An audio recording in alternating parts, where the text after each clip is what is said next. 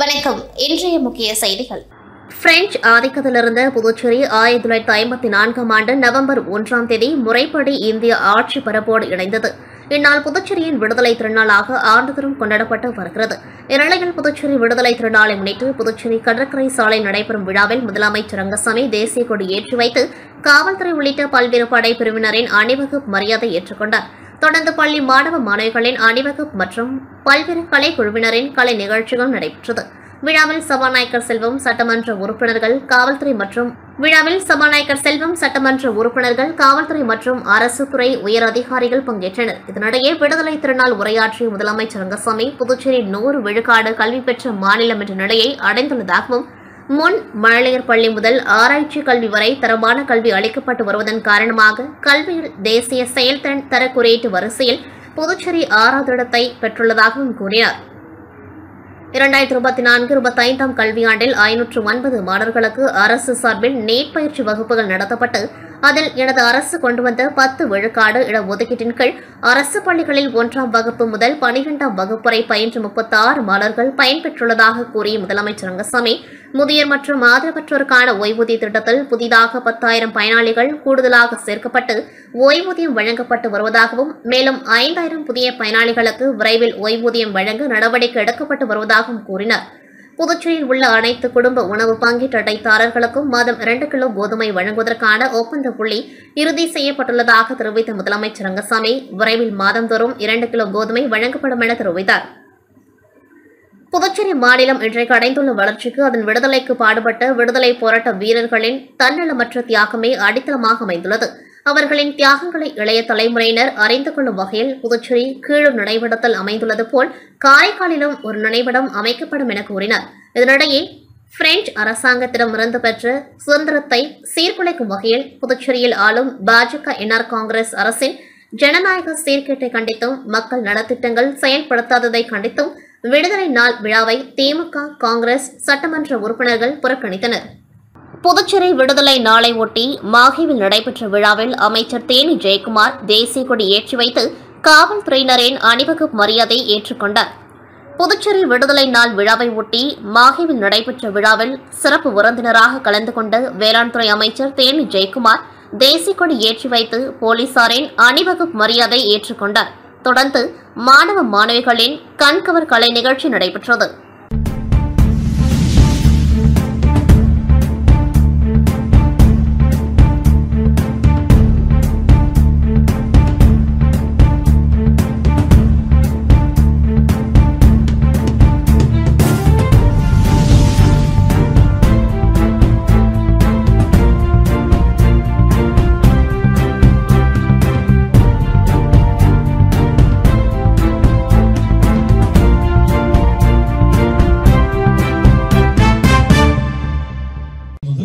Puducherry Police.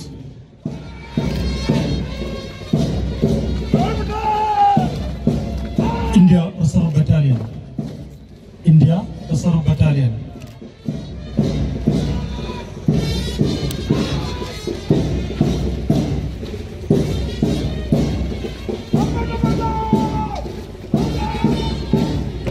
Puducherry Home Guard.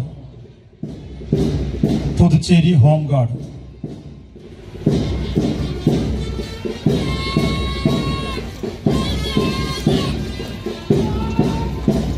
Jawahar Navodaya Vidyalaya पंदकल.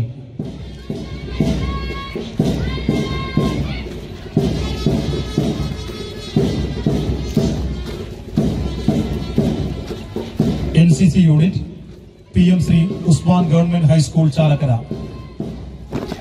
NCC unit PM Sri Usman Government High School Chalakara.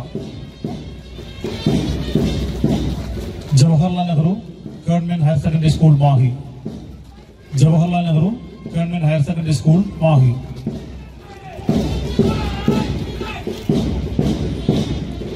C. Baradan Government Higher Secondary School Mahi.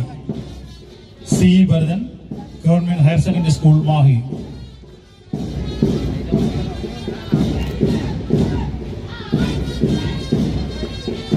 V.N. Purushothaman Government Higher Secondary School Pallu. V.N. Purushothaman Government Higher Secondary School Pallu.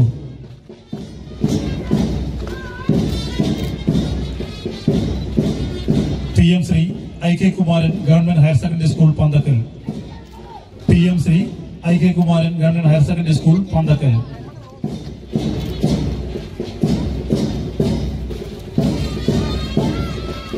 Puducherry union பிரதேசத்தில் புதுச்சேரி, காரைக்கால் உள்ளிட்ட 4 பிராந்தியங்கள் கிட்டத்தட்ட 300 ஆண்டுகள் French ஆட்சியின் கீழ் இருந்த நிலையில் 1954 ஆண்டு November 1ஆம் தேதி புதுச்சேரிக்கு விடுதலை கிடைத்தது. இந்த நாள் புதுச்சேரியின் விடுதலை திருநாளாக ஆண்டுதோறும் புதுச்சேரி அரசு சார்பில் கொண்டாடப்பட்டு வருகிறது. இந்த நிலையில் புதுச்சேரி விடுதலை திருநாள் விழா இன்று அரசு சார்பில் புதுச்சேரி மாநில காரைக்கால் கடற்கரை சாலையில் கொண்டாடப்பட்டது. இதில் புதுச்சேரி மாநில குடிமைப்பொருள் வழங்கல் துறை அமைச்சர் திருமுருகன் தேசிய கொடியேற்றி காவல்துறையினரின் அணிவகுப்பு மரியாதை ஏற்றுக்கொண்டார். தொடர்ந்து காவல்துறையினர், தேசிய மாணவர் படை மற்றும் நாட்டு நலப்பணி திட்ட மாணவர்கள் பங்கேற்ற அணிவகுப்பு நடைபெற்றது. இதனையடுத்து பள்ளி மாணவர்கள் கலந்து கொண்ட கலை நிகழ்ச்சிகள் நடைபெற்றது. புதுச்சேரி விடுதலை நாள் விழா முன்னிட்டு சுதந்திர போராட்ட தியாகிகளுக்கு அமைச்சர் திருமுருகன், ஆட்சியர் ரவி பிரகாஷ் சால்வை அணிவித்து வாழ்த்து தெரிவித்தனர். புதுச்சேரி விடுதலை நாளில் கதாநாயகன் சுதந்திர போராட்ட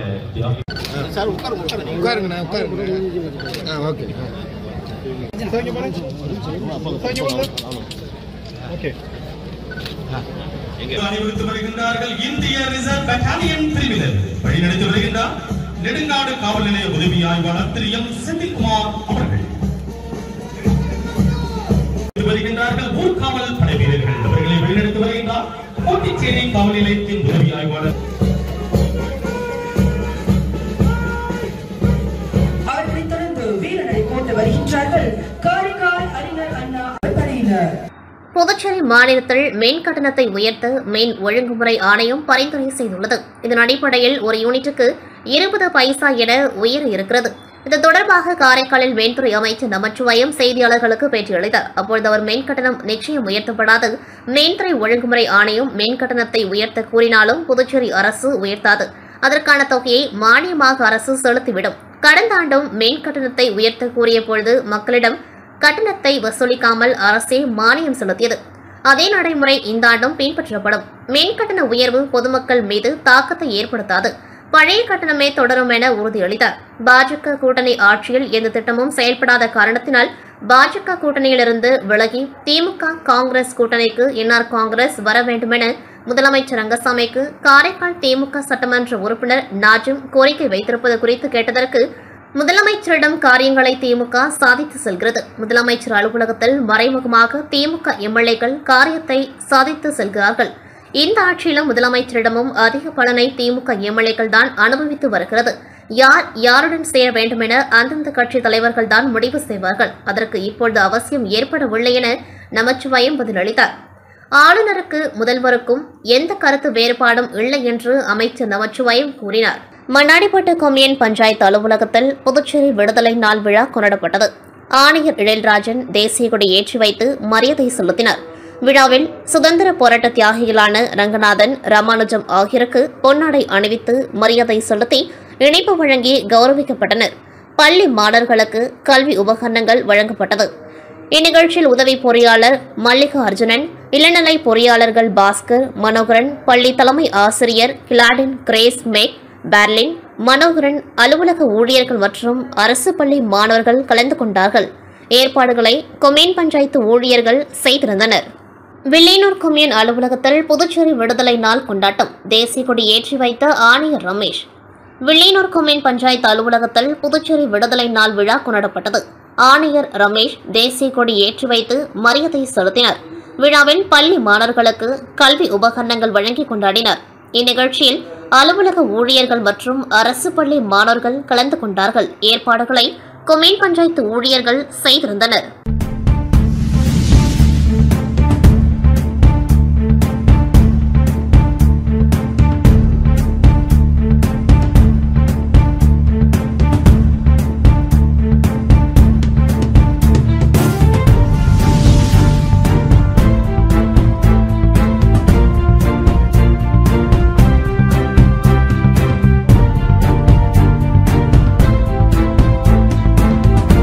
கடலூர் ஒன்றியம் திருவந்திபுரம் ஊராட்சியில் சிறப்பு கிராம சபை கூட்டம் திருவந்திபுரம் ஊராட்சி அலுவலக கட்டிடத்தில் நடைபெற்றது. இக்கூட்டத்திற்கு கடலூர் வட்டார வளர்ச்சி அலுவலக துணை வட்டார வளர்ச்சி அலுவலர் பிரபா தலைமை தாங்கினார். ஊராட்சி செயலர் திருவேங்கடம் தீர்மானங்களை முன்மொழிந்து பேசினார். இக்கூட்டத்தில் திருவந்திபுரம் கிராம நிர்வாக அலுவலர் ஆர் பரணி, மக்கள் நல பணியாளர் மலர்கொடி, ஊக்குநர் நாகலட்சுமி, திருப்பாப்புலியூர் காவல் நிலைய உதவி ஆய்வாளர் கார்த்திகேயன், தலைமை காவலர் ஜானகிராமன் ஆகியோர் கலந்து கொண்டார்கள். அங்கன்வாடி பணியாளர்கள், தூய்மை பணியாளர்கள், டேங்க் ஆபரேட்டர்கள் மற்றும் பொதுமக்கள் கலந்து கொண்டார்கள். இந்த கிராம சபை கூட்டத்தில் கீழ்கண்ட தீர்மானங்கள் நிறைவேற்றப்பட்டன. வீடுகள் தோறும் மழைநீர் சேகரிப்பு, வடகிழக்கு பருவமழை முன்னெச்சரிக்கை நடவடிக்கை, தமிழ்நாடு மகளிர் மேம்பாட்டு நிறுவனம், ஊராட்சி அளவிலான கூட்டமைப்பு பதிவுகளை புதுப்பித்தல், பாலினம் தொடர்பான பயிற்சி நடத்துதல், சுய உதவிக்குழு உறுப்பினர்களுக்கு அடையாள அட்டை வழங்குதல், தீனதயாள் உபாயத் கிராமப்புற பயிற்சி திட்டம் வகுத்தல் உள்ளிட்ட தீர்மானங்கள் நிறைவேற்றப்பட்டன. கடலூர் துறைமுகம் குளோபல் சிறப்பு பள்ளியில் அத்தியாவசிய பொருட்கள் வழங்கும் விழா மற்றும் அன்னதான விழா நடைபெற்றது.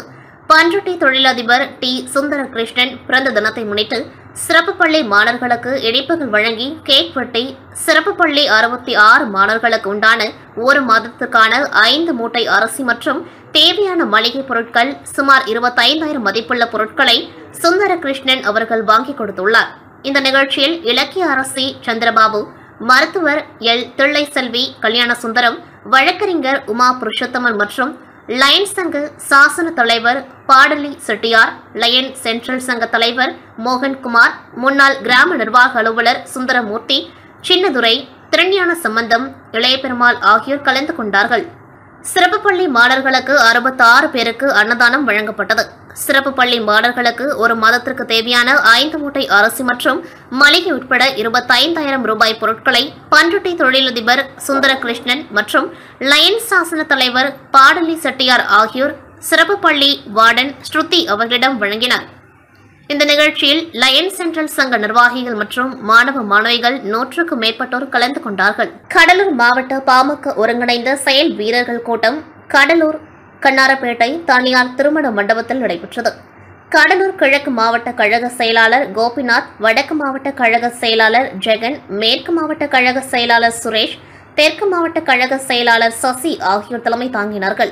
சிறப்பு அழைப்பாளராக பாமகவின் செயல் தலைவர் ஸ்ரீ காந்தி ராமதாஸ் கலந்து கொண்டு சிறப்புரையாற்றினர். அந்த சிறப்புரையில் பாட்டாளி மக்கள் கட்சியின் ஒவ்வொரு பொறுப்பாளர்களும் ஒரு வரலாறு உண்டு என டாக்டர் ராமதாஸ் எனக்கு கூறினார் என்று பாட்டாளி மக்கள் கட்சியின் செயல் தலைவர் ஸ்ரீகாந்தி ராமதாஸ் சிறப்பு முறையில் கூறினார்.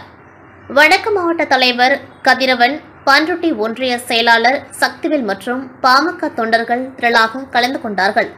புதுச்சேரி முத்தியால்பேட்டையில் உள்ள மேல்மருவத்தூர் சுயம்பு அருள்மிகு ஆதிபராசக்தி சித்தர் சக்தி பீடத்தில் 16ஆம் ஆண்டு நிறைவு விழா இன்று நடைபெற்றது. ஆன்மீக குரு அருள் திரு அம்மா அவர்களின் குரு அருள் துணையோடும் மேல்மருவத்தூர் சுயம்பு அருள்மிகு ஆதிபராசக்தி சக்தி பீடத்தில் சக்தி கொடியேற்றுதலும், அதனைத் தொடர்ந்து கலச விளக்கு வேள்வி பூஜையும் நடைபெற்றது. தொடர்ந்து அன்னதானம் மற்றும் சமுதாய பணியும் நடைபெற்றது. இவ்விழாவை புதுச்சேரி மாநில மேல்மருவத்தூர் ஆதிபராசக்தி ஆன்மீக இயக்க தலைவர் சக்தி முருகானந்தம் அவர்கள் துவக்கி வைத்தார். தொடர்ந்து அன்னைக்கு மகா தீப ஆராதனை காண்பிக்கப்பட்டது. இந்த விழாவில் ஆன்மீக அன்பர்கள், பக்தர்கள், செவ்வாடை தொண்டர்கள், பொதுமக்கள் பலர் கலந்து கொண்டு அன்னையின் திருவுருளை மற்றும் அடிகளாரின் அருளையும் பெற்றனர். மேலும் இந்த விழாவில் திரளான பக்தர்களும் கலந்து கொண்டு வழிபட்டனர்.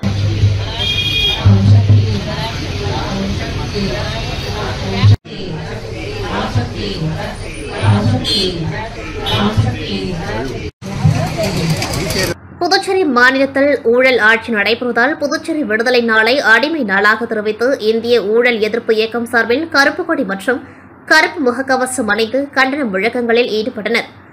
புதுச்சேரி மாநிலம் பிரெஞ்சு ஆட்சியின் கீழ் இருந்த நிலையில் 1954ஆம் ஆண்டு நவம்பர் 1ஆம் தேதி புதுச்சேரிக்கு விடுதலை கிடைக்கப்பட்டு நவம்பர் 1ஆம் நாள் புதுச்சேரியின் விடுதலை திருநாளாக புதுச்சேரி அரசு சார்பில் கொண்டாடப்பட்டு வருகிறது.